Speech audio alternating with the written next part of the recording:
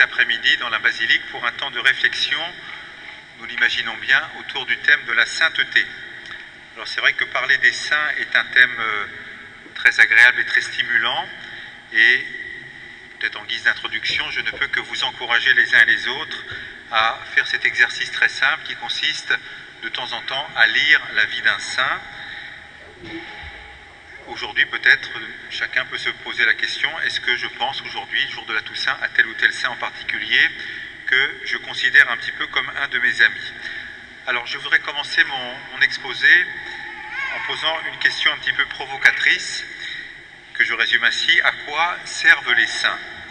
La question donc est un peu provocante, mais elle mérite d'être posée parce qu'on sent bien dans la vie ecclésiale aujourd'hui que cette question des saints peut être parfois un lieu de division, de fracture, avec, comme à chaque fois, un petit peu deux excès. Le premier excès qui serait d'hypertrophier le rôle des saints, c'est-à-dire de ne se référer qu'à eux, et finalement de construire notre vie spirituelle qu'à travers la biographie des saints et en oubliant par exemple l'Évangile. Et puis à l'inverse, un autre excès qui serait de minimiser la vie des saints et finalement de ne jamais en parler. Alors c'est vrai que cette question des saints a été entre autres, on le sait bien, un sujet de discorde au temps de la réforme de Luther. Luther mettait en garde contre un culte des saints qui risquerait d'amoindrir le culte rendu à Dieu, qui n'est pas de même nature. Et aujourd'hui, quand vous allez par exemple dans un temple protestant, eh bien vous ne voyez effectivement aucune statue. Et quand Luther disait des choses sur cette question, eh bien parfois il pointait quelques excès qui étaient justes.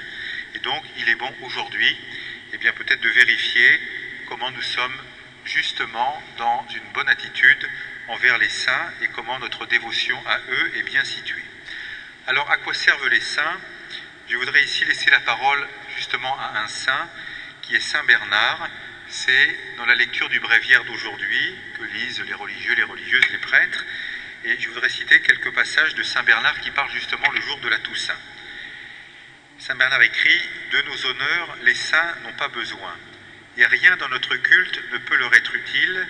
Si nous vénérons leur mémoire, c'est pour nous que cela importe et non pour eux. » Et Saint Bernard, avec un grand enthousiasme, écrit ensuite: « Le premier désir que la mémoire des saints éveille et stimule en nous, c'est de nous réjouir dans leur communion. Cette Église des premiers-nés nous attend, nous désire, nous espère. Désirons ceux qui nous désirent, courons vers ceux qui nous attendent. » On peut résumer un peu la pensée de Saint Bernard en disant que finalement l'Église nous donne des saints pour nous aider, pour nous stimuler et pour nous encourager. Et je trouve qu'en ces quelques paroles extraites d'une homélie de Saint Bernard, eh bien, on voit bien effectivement quel est le rôle des saints, nous aider, et là comprenons bien de deux façons: d'abord par leurs exemples, par la vie qu'ils ont menée, et aussi d'une façon plus profonde et plus mystérieuse, par leurs prières, par ce qu'on appelle aujourd'hui la communion des saints. Et il me semble que les saints viennent nous redire aujourd'hui que la sainteté est possible, qu'elle n'est pas une utopie irréelle, mais qu'au contraire, et c'est peut-être un des critères d'authenticité, ils doivent nous renvoyer dans le concret de notre existence, en partant avec cet a priori qu'effectivement, non seulement la sainteté est possible, mais qu'elle est certainement ce que le Seigneur attend de nous. Dans ce culte des saints, je pense qu'un des grands dangers qu'il nous faut peut-être pointer, c'est celui qu'on appellerait celui de l'imitation. Nous ne sommes pas invités, je pense, à imiter les saints, mais plutôt à nous laisser inspirer par eux, par les repères fondamentaux de leur existence. Je voudrais ici prendre un exemple. Le saint patron des prêtres, vous le savez, et des curés, c'est Saint Jean-Marie Vianney. Et quand j'étais au séminaire, eh bien, je ne sais combien de livres j'ai lus sur le curé d'Ars, et j'en ai été profondément heureux, profondément encouragé. Mais si j'étais resté dans le souci d'une imitation, j'aurais eu beaucoup de difficultés. Moi qui ai été nommé prêtre au XXe siècle en banlieue parisienne, comment est-ce que je peux imiter Saint Jean-Marie Vianney, nommé curé dans un petit village après la Révolution française? Et si on rentre dans cette question de l'imitation, le risque aussi c'est de peut-être jouer simplement sur les aspects visibles et extérieurs de la vie des saints, et le grand risque surtout c'est celui du découragement. Puisque je n'arrive pas à faire, en l'occurrence, ce que faisait saint Jean-Marie Vianney, alors je risque un peu d'abandonner et de me dire, finalement, la sainteté n'est pas pour moi. En revanche, si, considérant la vie de saint Jean-Marie Vianney, je considère son amour de l'Eucharistie, son souci pastoral, sa vie de prière, le don de lui pour les paroissiens, son amour du sacrement de la réconciliation, sa confiance, son humilité, on pourrait comme ça prolonger cette liste, eh bien je vois comment lire la vie du saint curé d'Ars peut être pour un prêtre aujourd'hui, au XXIe siècle, quelque chose de très fécond, sans vouloir limiter et reproduire de façon extérieure ce qu'il a vécu, mais bien plus profondément en m'inspirant de ce qu'il a laissé comme exemple et que l'Église nous propose, puisque c'est le saint patron des curés et des prêtres. Donc voilà, comme introduction, j'ai envie de dire, ayons une grande confiance dans cette communion des saints qui sont spirituellement pour nous un grand soutien. Alors cette réflexion, je voudrais maintenant la fonder dans un développement plus théologique et reprendre une des grandes invitations du Concile Vatican II, ce concile qui maintenant a une cinquantaine d'années et qu'on appelle l'appel universel à la sainteté. Alors nous sommes dans cette grande constitution du concile, le texte s'appelle Lumen Gentium, et le concile, un peu comme un grand élan d'enthousiasme, va adresser au peuple de Dieu dans son ensemble un appel universel à la sainteté. Alors comprenons bien la structure du texte, je la reprends très rapidement. Dans le chapitre 1, Lumen Gentium décrit par quelques définitions ce qu'est le mystère de l'Église. Alors il y a de très très belles expressions que vous pourrez reprendre. Dans le chapitre 2, qu'on a un petit peu souvent présenté comme une façon plus originale ou différente de présenter l'Église que par rapport à Vatican I, on nous dit l'Église, c'est le peuple de Dieu, donc tous les baptisés. Ce peuple, chapitre 3, il est hiérarchisé par le ministère ordonné, tout spécialement le ministère épiscopal. Chapitre 4, les laïcs, les fidèles, les baptisés. Et c'est dans le chapitre 5, justement, qu'on trouve la vocation universelle à la sainteté que le Concile, encore une fois, adresse à l'ensemble du peuple de Dieu. Alors, sur quoi est fondé cet appel à la sainteté que chaque chrétien doit recevoir? Eh bien, d'abord, il est fondé, cet appel, sur la sainteté de l'Église. Je cite ici le Concile Vatican II. « Le Christ, Fils de Dieu, avec le Père et l'Esprit, est proclamé le seul saint. Il a aimé l'Église comme son épouse. Il s'est livré pour elle, afin de la sanctifier. » On est ici dans une lettre de l'apôtre Paul, la lettre aux Éphésiens. C'est ce que nous redisons chaque dimanche à la messe dans le credo. Je crois en l'Église une, sainte, catholique et apostolique. Donc cette sainteté de l'Église qui est un don qu'elle reçoit de la sainteté même du Christ, puisqu'il s'est livré pour elle. Et c'est à partir de ce préalable, donc la sainteté de l'Église, qu'une espèce de logique s'impose. Et là aussi je cite Vatican II. « Ainsi dans l'Église, tous, qu'ils appartiennent à la hiérarchie ou qu'ils soient régis par elle, sont appelés à la sainteté, selon la parole de l'apôtre. Ce que Dieu veut, c'est votre sanctification. » Alors nous sommes là dans le numéro 40, donc si vous avez l'occasion d'aller lire ce texte, dans le numéro 40 du texte Lumen Gentium, qui, à travers la parole des évêques, eh bien, renvoie chacun à sa responsabilité de devenir un saint. Et cette sainteté, elle est considérée à la fois comme un don, c'est un don de Dieu, mais aussi comme un engagement. Alors là, je précise un petit peu. D'abord, la sainteté est un don que l'on reçoit au baptême. Je cite de nouveau Vatican II.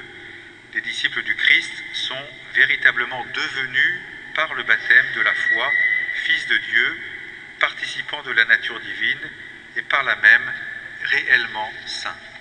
C'est très beau quand on est prêtre, qu'on baptise un enfant, un petit bébé ou même un adulte, eh bien de se dire voilà, pendant un certain temps, je suis effectivement devant quelqu'un qui est sanctifié, qui est parfaitement saint. Et vous savez qu'au début de la vie de l'Église, eh bien ceux qui étaient baptisés et qui hélas des fois reniaient leur baptême, eh bien ils étaient exclus.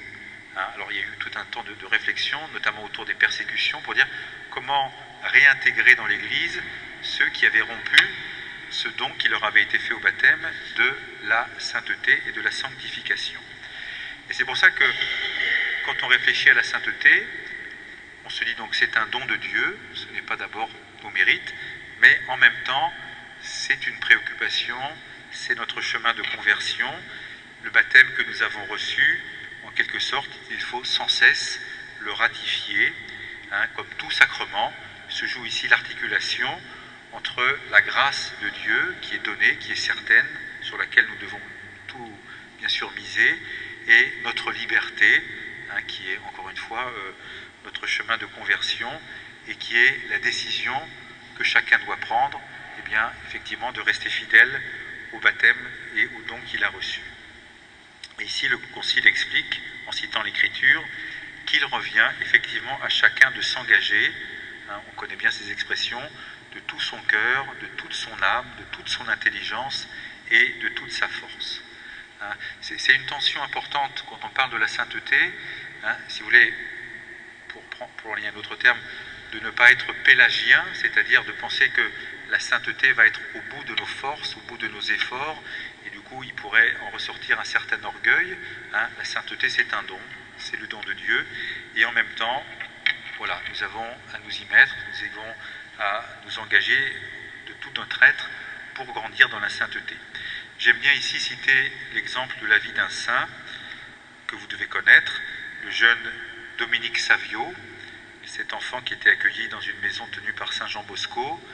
Et un jour, alors que Saint Jean Bosco demande à ses enfants « Demandez-moi des cadeaux et je vous ferai les cadeaux que vous me demandez », et le cadeau, on peut imaginer la pureté de l'âme de cet enfant, le cadeau que demande Saint Dominique Savio, c'est « Donnez-moi la recette pour devenir un saint ». Et Saint Jean Bosco, bien sûr, est très touché par cette demande de cet enfant et lui donne 3 moyens pour devenir un saint.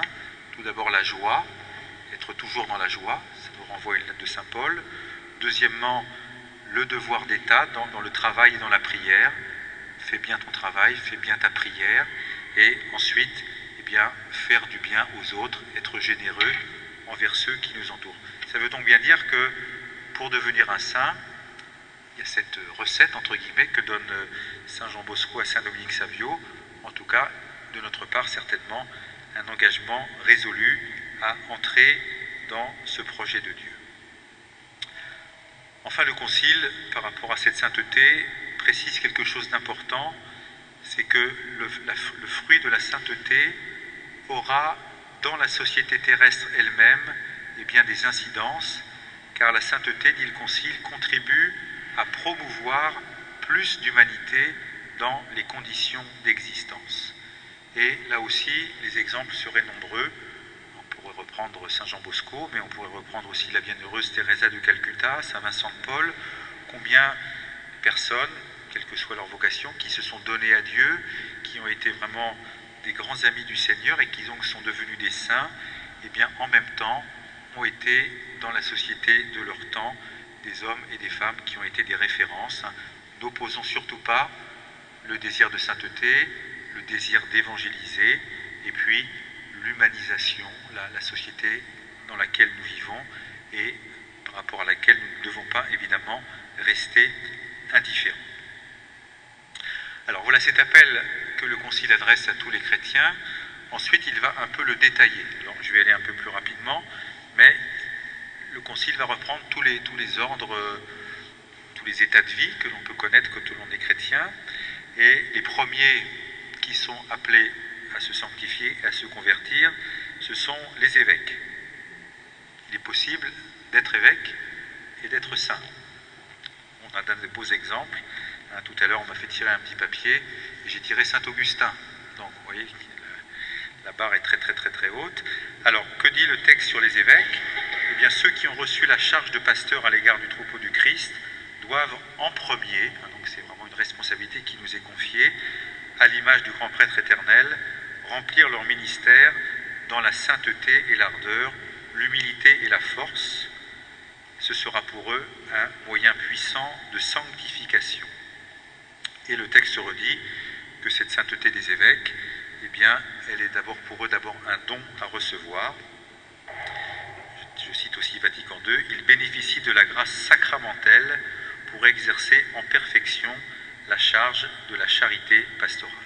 C'est vrai que l'ordination épiscopale, la consécration épiscopale, eh bien, c'est un don qui est fait aux évêques pour, comme tous les chrétiens, mais eux, à un titre particulier, se sanctifier. Bon, alors après, le texte précise la prière, le sacrifice, la prédication, acceptant de donner leur vie pour leurs brebis en devenant un modèle pour le troupeau.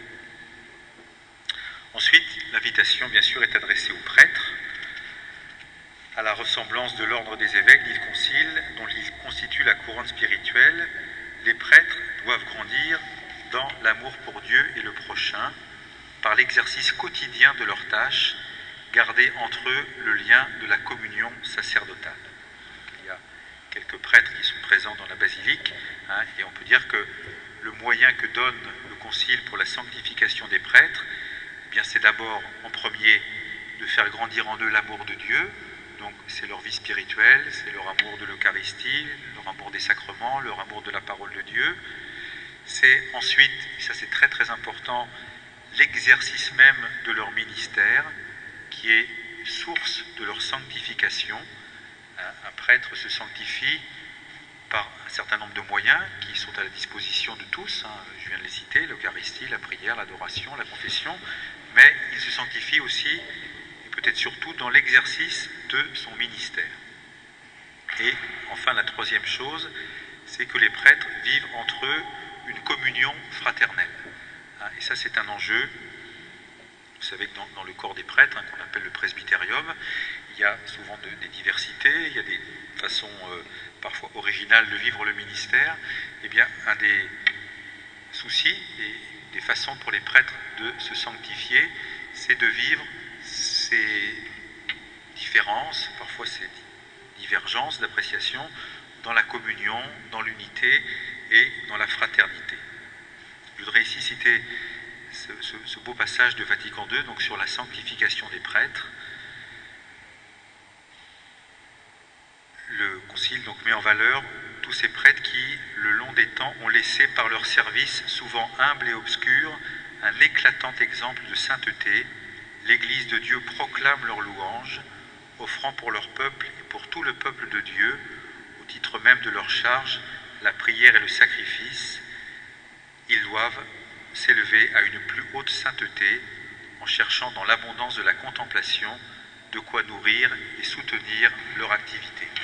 Et c'est important que tout le peuple de Dieu ait conscience de cela, parce que chacun d'entre vous, vous pouvez aider les prêtres à se sanctifier si justement vous êtes dans une relation avec eux qui fait que vous avez besoin de leur ministère. Quand vous ne dérangerez jamais un prêtre si vous lui demandez de vous confesser, de vous recevoir pour un entretien spirituel. Vous ne dérangerez jamais un prêtre si vous lui demandez de faire une exposé sur la foi. Et donc, il faut savoir que c'est aussi par les demandes que vous vous adressez aux prêtres, eh bien, qu'en quelque sorte, vous êtes aussi responsable et associé, disons, à leur sanctification.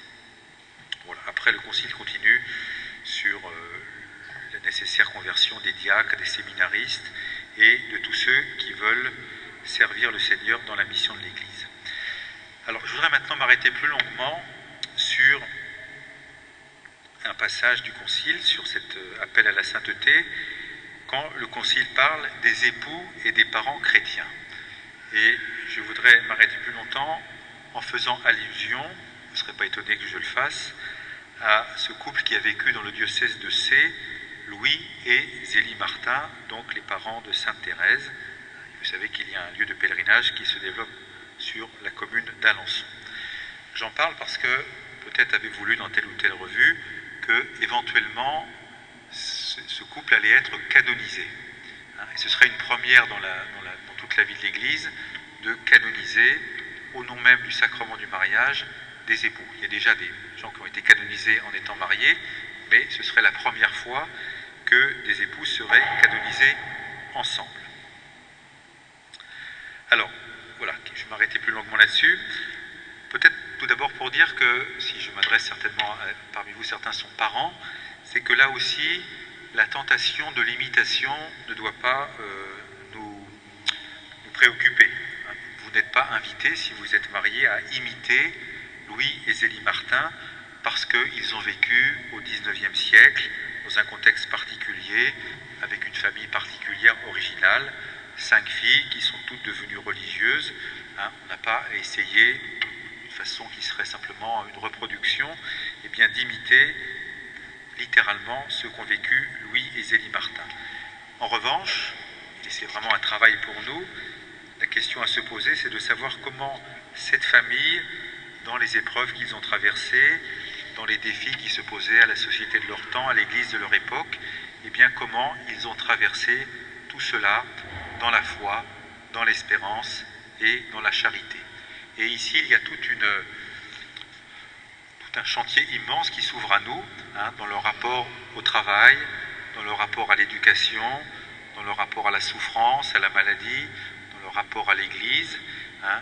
Encore une fois, aucune famille ne peut sérieusement se dire « nous allons imiter la famille Martin », mais comment repérer dans leur vie, dans leur spiritualité, des lignes de force qui peuvent guider et soutenir les familles aujourd'hui. Alors ces points de rencontre avec la société actuelle sont nombreux et j'allais dire à commencer par leur cheminement avant le mariage.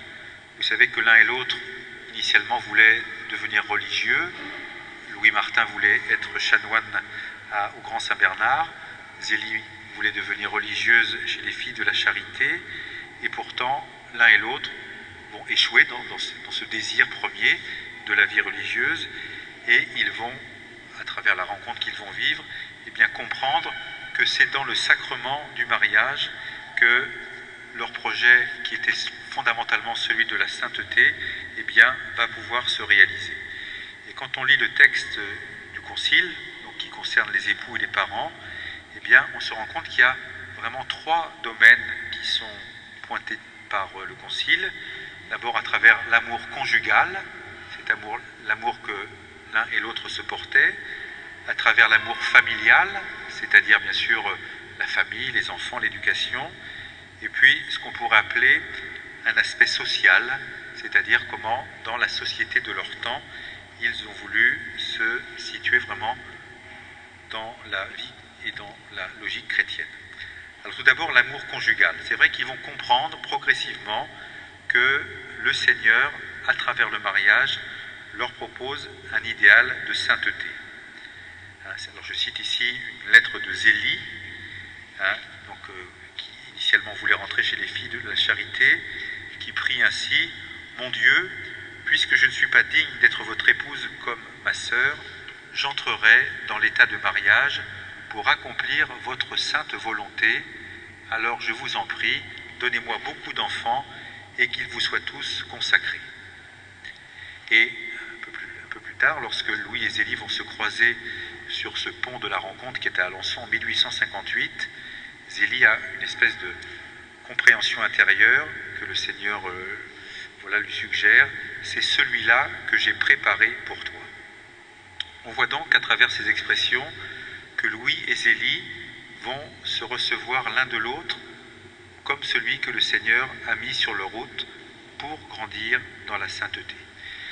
Imaginons un instant comment ce simple point de réflexion peut être pour un couple chrétien, fiancé, qui se prépare au mariage, vraiment une aide très précieuse qui nous aide à nous peut-être prendre du recul avec une dimension exclusivement sentimentale de l'amour humain, très répandue aujourd'hui, et donc de comprendre que par la rencontre de mon conjoint, de celui que le Seigneur met sur ma route, c'est un chemin de sainteté qui s'ouvre à moi.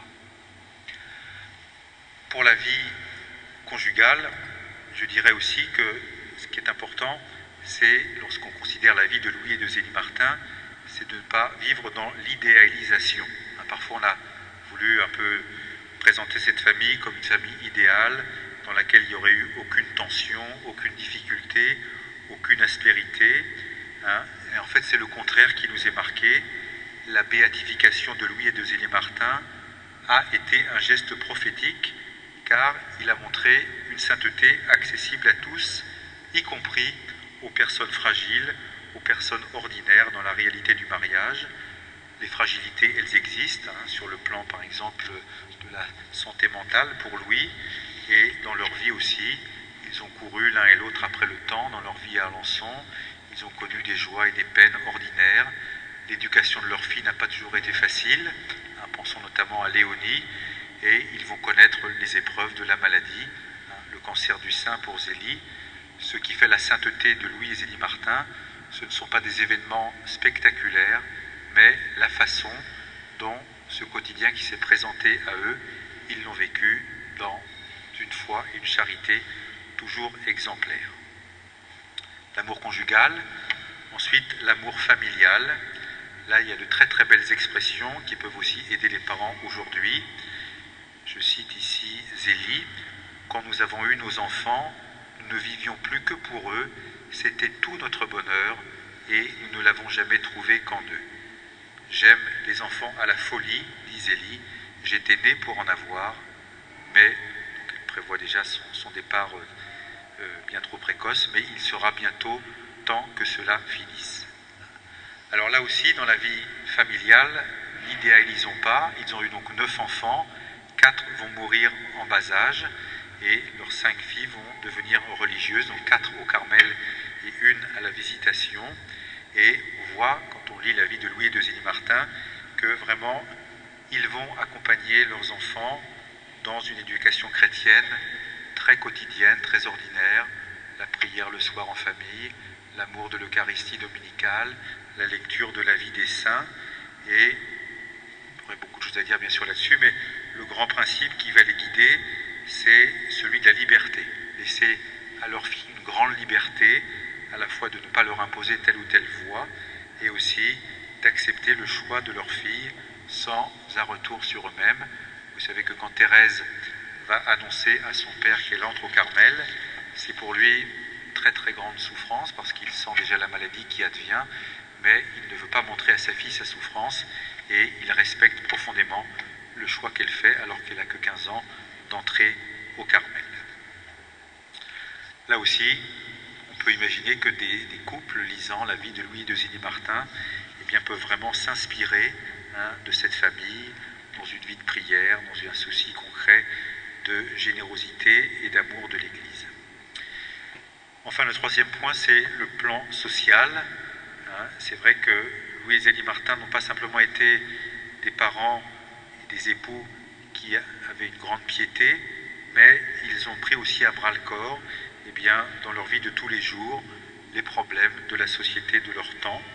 Zélie était un peu comme une chef d'entreprise dans son métier de dentelière, et on voit dans ce souci qu'elle a de ses ouvrières, dans le souci qu'elle a de respecter, notamment aussi pour lui, le repos dominical, dans le souci qu'ils ont pour les pauvres, un grand souci que leur foi se mette en pratique.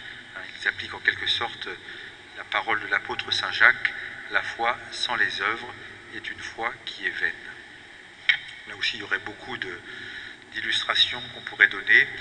Notamment, on raconte comment, à un moment, en sortant de la messe, il rencontre un homme sans abri et qu'ils vont s'occuper de lui donner à manger et même, ultimement, le conduire à l'hospice. Donc, c'est vraiment une foi qui se traduit d'une façon très, très, très concrète et dans une charité active. Alors, ce qui est intéressant quand on lit justement la vie de Louis et de Zélie Martin, c'est de voir que cela a profondément marqué, bien sûr, leur fille, et que lorsque Sainte Thérèse entre au Carmel, elle a déjà beaucoup reçu dans la vie familiale, dans ce berceau, dans cette église domestique, comme le dit l'Église, que constitue la famille. Et on voit ici combien, ce que je disais tout à l'heure pour les prêtres, à savoir que l'exercice de leur ministère est leur lieu de sanctification, comment pour des parents, le lieu éducatif, l'amour conjugal, le rapport à l'Église, le rapport à la vie de la société, est aussi le lieu où se joue la sainteté, qui n'est pas dans une espèce de sphère spirituelle qui serait un petit peu désincarnée, mais au contraire, encore une fois, je m'adresse à des parents qui savent très bien ce que signifie d'accompagner des enfants, de les guider, de fois de les corriger, et bien c'est là que votre sainteté et votre sanctification peut prendre toute sa mesure. Et encore une fois, si Louis et Zélie Martin sont un jour canonisés, ce que nous espérons, eh bien ce sera un magnifique élan qui sera redonné à toutes les familles et à tous les couples. Je pense encore une fois à cette entrée de Sainte Thérèse au Carmel. Sainte Thérèse dit qu'elle entre au Carmel afin de sauver les âmes, mais aussi afin de prier pour les prêtres. Et on voit bien que la deuxième partie, afin de prier pour les prêtres, il y a un souci d'intercession, il y a un souci de compassion envers le ministère des prêtres.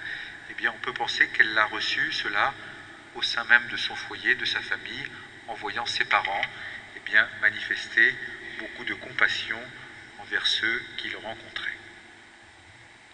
Voilà, ce développement un peu plus long, mais vous comprenez bien pourquoi.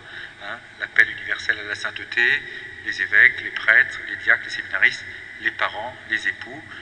Le concile conclut en disant que bien d'autres catégories de personnes peuvent être aussi sur ce chemin de sanctification, notamment sur les personnes qui souffrent d'épreuves physiques, la maladie ou les persécutions. Il y a aussi un petit développement sur ceux qui vivent la réalité du martyre.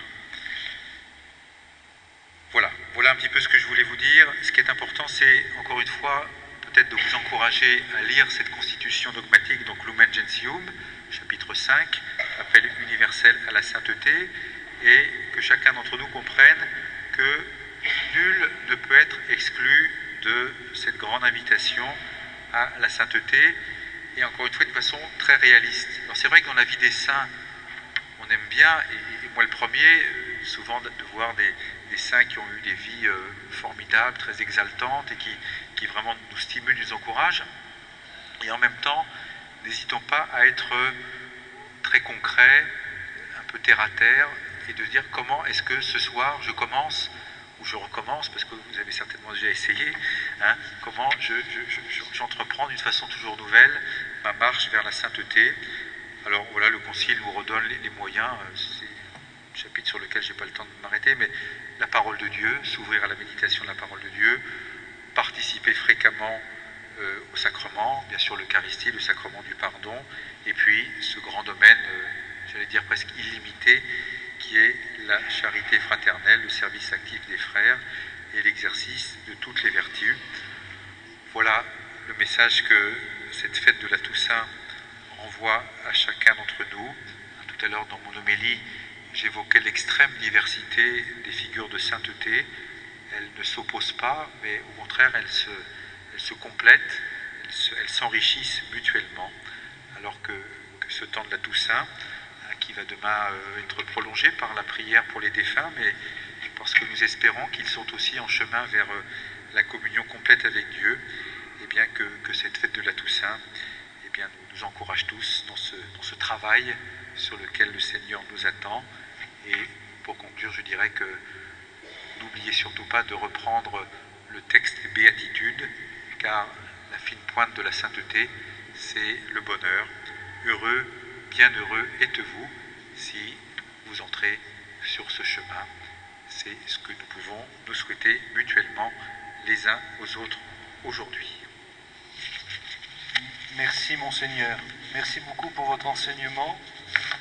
Je vais rebondir sur les réflexions que vous faisiez sur la charité sociale de la famille Martin pour prévenir les auditeurs, les fidèles qui sont ici rassemblés dans la basilique, qu'une petite quête va leur être proposée au profit des ateliers Buguet. Vous savez que Monseigneur Buguet a fondé une œuvre sociale très importante puisqu'il a créé une imprimerie qui a pu employer jusqu'à 200 ouvriers alors que nous étions en pleine crise sociale. Et c'est pour relancer ces ateliers Buguet qu'une petite quête vous est proposée. Voilà.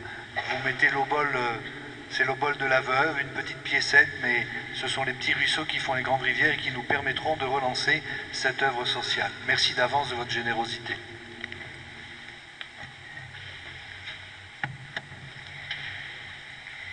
Si le Père vous appelle à aimer comme il vous aime, dans le feu de son esprit, bien